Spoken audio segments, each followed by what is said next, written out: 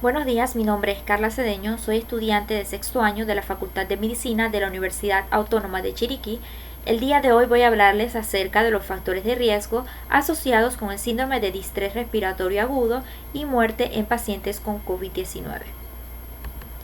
Esta exposición fue basada en la revista de Asociación de Médicos estadounidense, cuyo objetivo fue describir las características clínicas y los resultados en pacientes con neumonía COVID-19 que desarrollaron síndrome de dificultad respiratoria aguda o fallecieron. En la introducción, el síndrome respiratorio agudo severo coronavirus 2, abreviado como SARS-CoV-2, se informó por primera vez en Wuhan, provincia de Hubei, China, y posteriormente se ha extendido mundialmente. El SARS-CoV-2, que pertenece al subgénero único Sarbecovirus de la subfamilia Orthocoronavirinae, fue identificado como el patógeno de la enfermedad por coronavirus 2019 COVID-19 en enero del 2020.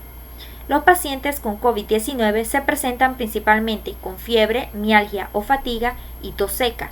Aunque la mayoría de los pacientes tienen un pronóstico favorable, los pacientes mayores y aquellos con enfermedades crónicas subyacentes pueden tener peores resultados, ya que están más propensos a desarrollar hipoxemia con el consiguiente desarrollo del síndrome de distrés respiratorio agudo y la muerte. El método de estudio de este artículo fueron los siguientes. La población de estudio: se realizó un estudio de cohorte retrospectivo de 201 pacientes con edades que comprendían desde los 21 a 83 años y que presentaban COVID-19.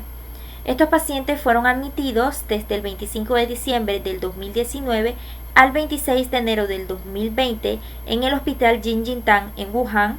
y se les dio seguimiento hasta el 13 de febrero del 2020. En los procedimientos, un grupo de médicos debidamente capacitados junto con estudiantes recopilaron datos epidemiológicos clínicos y de resultados de registros médicos electrónicos, los cuales posteriormente fueron almacenados en una computadora con la debida seguridad y garantizando la confidencialidad de los pacientes, brindándoles números que no fueran identificables por su nombre. Las muestras para determinar la presencia del SARS-CoV-2 se utilizaron muestras de frotis de garganta que se le realizó al ingreso a los pacientes y también se les realizó la prueba de reacción en cadena de polimerasa transcriptasa inversa en tiempo real. Adicional, también se les realizaron cultivos de esputo, biometría hemática completa, bioquímica, radiografía de tórax y tomografía computerizada. Para los resultados se evaluaron dos variables: el desarrollo del síndrome de distrés respiratorio agudo y la muerte de estos pacientes. Los resultados constan de 4 elementos: demografía y características, tratamientos en el hospital, los índices de laboratorio y los resultados clínicos. Para la demografía y sus características se estudió a una población de 201 pacientes con una edad media de 51 años, en las cuales las mayorías eran hombres, con un porcentaje de un 63.7% versus el porcentaje de mujeres de un 36.3%. De aquellos se consideraban personas de edad avanzada o mayor aquellos que tenían 65 años o más, los cuales fueron 40 pacientes, y aquellos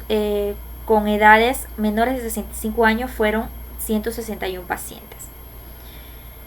Se tomó en cuenta la exposición al mercado de mariscos en Wuhan,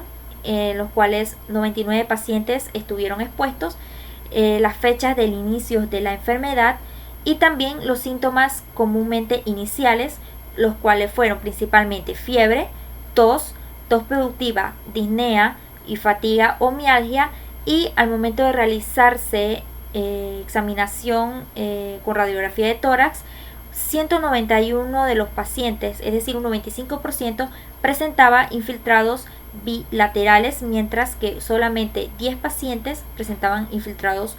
unilaterales. En las comorbilidades más comunes se encontraban la hipertensión y la diabetes, cuya suma daba un porcentaje mayor del 30%, y también se evaluó el tratamiento que se le realizó en el hospital, los cuales tuvieron oxigenación con terapia, que consistía en cánula nasal, un 98 de los pacientes, que sería un 48.8%, una ventilación mecánica no invasiva, 61 pacientes, 5 pacientes con una ventilación mecánica invasiva y solamente un paciente utilizó ventilación mecánica invasiva con oxigenación por membrana extracorpórea. Adicional a estos pacientes que requirieron ventilación mecánica invasiva, se les administró metilprednisolona a un 30.8%. En la terapia también se les dio principalmente a la mayoría de los pacientes una terapia antibiótica y antiviral con oseltamivir, ganciclovir, lopenavir, y también se les dio inmunomoduladores como inmunoglobulina, timosina y factores estimulantes de colonias de granulocitos recombinante humana. También se les dio antioxidantes que incluían los glutationes y la N-acetilcisteína. Para resumir también los resultados clínicos, se dio que de los 201 pacientes, 84 desarrollaron el síndrome de distrés respiratorio agudo, 53 tuvieron que ser admitidos a la unidad de cuidados intensivos y 44 fallecieron. En los índices de laboratorio, de 194 pacientes, 166, es decir, el 85.6%, tuvo un gran aumento de la sensibilidad a la proteína C reactiva. Más de la mitad, 126 de 197, es decir, el 64%, tuvo linfocitopenia, mientras que un tercio de los 197 pacientes presentó neutrofilia, un cuarto de los 197 presentó leucocitosis y también se pudo observar lesión hepática con elevación de enzimas. De los 198 pacientes, un 29.8% tenía una elevación de la aspartatoaminotransferasa, un 21.7% tuvo elevación de la alaninotransferasa. También se presentaron índices miocárdicos elevados. 198 pacientes tuvieron una elevación de lactato deshidrogenasa, creatinina sinasa, un 4.5%, y también hubo lesión renal indicada por un aumento de la urea plasmática en un 4.5% de los pacientes y de la creatinina sérica en el otro 4.5%. De los 195 pacientes, solamente 4 presentaron tiempos de protrombinas elevados. En los resultados clínicos, para el 13 de febrero del 2020, 144 del total de 201 pacientes, es decir, el 71.6%, se les dio de alta hospitalaria. La estadía hospitalaria media fue de 13 días, exceptuando en 13 pacientes que siguieron hospitalizados después de este tiempo. De la cohorte completa, 84 pacientes desarrollaron el síndrome de distrés respiratorio agudo, 53 fueron admitidos a la unidad de cuidados intensivos, 67 recibieron ventilación mecánica y 44 fallecieron. Dentro de los 67 pacientes que recibieron ventilación mecánica, 44 fallecieron, 14 fueron dados de alta y los 9 restantes se mantuvieron hospitalizados. El tiempo medio desde la admisión al desarrollo del síndrome de distrés respiratorio agudo fue de 2 días y todos los pacientes que murieron desarrollaron síndrome de distrés respiratorio agudo y recibieron ventilación mecánica también. En comparación con los pacientes sin el síndrome de distrés respiratorio, aquellos que lo presentaban tenían una edad mayor y una temperatura más elevada al momento de la admisión. Más pacientes con síndrome de distrés respiratorio agudo se presentaron con síntomas iniciales de disnea, mientras que los pacientes con el síndrome de distrés respiratorio agudo tuvieron una proporción más elevada de comorbilidades como hipertensión y diabetes. En comparación con los pacientes que no tenían este síndrome, los pacientes que sí lo desarrollaron tenían menos probabilidades de ser tratados con terapia antiviral y más probabilidades de ser tratados con la metilprednisolona. De los 84 pacientes, el 61 recibieron ventilación mecánica no invasiva, 17 cánula nasal, 5 recibieron ventilación mecánica invasiva y 1 recibió la ventilación mecánica invasiva con ECMO. Para los pacientes con el síndrome de distrés respiratorio agudo, el valor de los índices de daño hepático, los índices de disfunción renal, los índices relacionados con la inflamación y la defunción de la coagulación se elevaron significativamente, mientras que los recuentos de linfocitos y células 8 disminuyeron significativamente. Se relacionó con un mayor riesgo de desarrollar el síndrome de distrés respiratorio agudo, la edad de 65 años o mayor, las comorbilidades mencionadas anteriormente, neutrofilia, linfocitopenia, elevación de la AST, urea y LDH, y los indicadores de la inflamación como el tiempo de protomina y el dímero D. En el subgrupo de los pacientes que desarrollaron este síndrome, los que fallecieron eran de edades mayores y tenían una proporción menor de fiebres altas que aquellos que sobrevivieron, que se piensa que se debe a una respuesta inmunológica más debilitada por una edad más avanzada. En los resultados clínicos, los modelos de Cox bivariados mostraron varios factores relacionados con el desarrollo del síndrome de distrés respiratorio agudo que no se asociaron con la muerte, como son las comorbilidades, los recuentos linfocitarios, los recuentos de células T, CD3 y CD4, la AST, la prealbúmina, la creatinina, la glucosa, las lipoproteínas de baja densidad, la ferritina sérica y los tiempos de protombina. Sin embargo, la interleucina 6 sí se asoció significativamente con la muerte. Aunque la fiebre alta se asoció inicialmente con mayor probabilidad de desarrollar síndrome de distrés respiratorio agudo, esta se asoció negativamente con la muerte, y finalmente entre aquellos pacientes con el síndrome de distrés respiratorio agudo, de los que recibieron el tratamiento con la metilprednisolona, 23 de los 50, es decir, un 46% fallecieron, mientras que de los que no recibieron metilprednisolona, 21 de 34, es decir, un 61.8%, murieron. La administración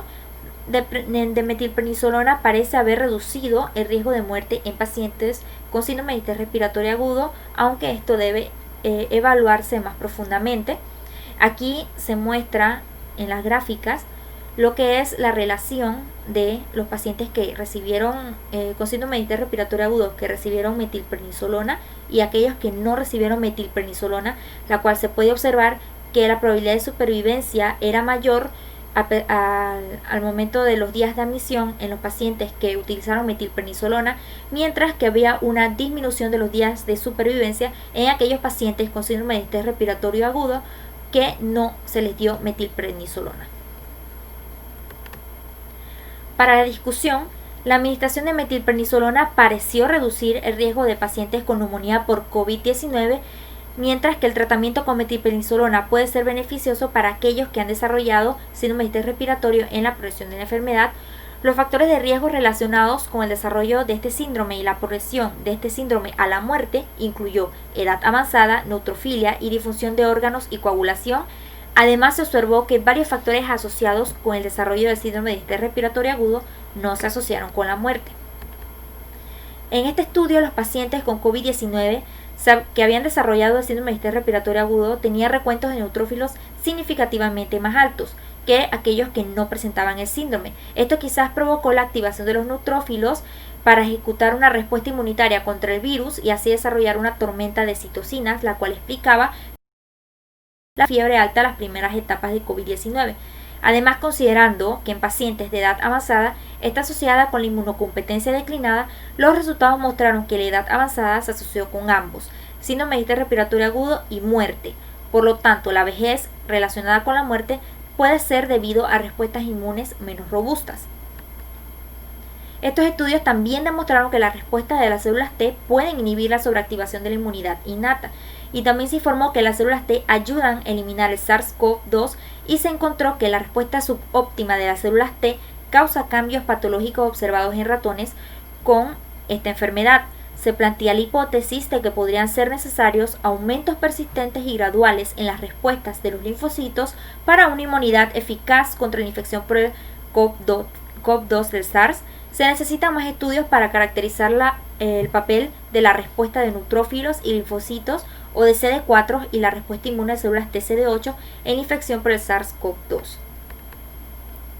Las conclusiones de este estudio fueron que la edad más avanzada se asoció con un mayor riesgo de desarrollar el síndrome de distrés respiratorio agudo y muerte, probablemente debido a una respuesta inmune más débil. Aunque la fiebre se asoció con el desarrollo del síndrome de distrés respiratorio, también se asoció con mejores resultados, y varios factores relacionados con el desarrollo del síndrome de distrés respiratorio agudo no se asociaron con la muerte, lo que indica que pueden existir diferentes cambios fisiopatológicos desde el ingreso hospitalario hasta el desarrollo del síndrome de distrés respiratorio agudo y desde el desarrollo de este síndrome hasta la muerte. Además, el tratamiento con metilprednisolona puede ser beneficioso para los pacientes que desarrollan el síndrome de distrés respiratorio agudo. Muchas gracias.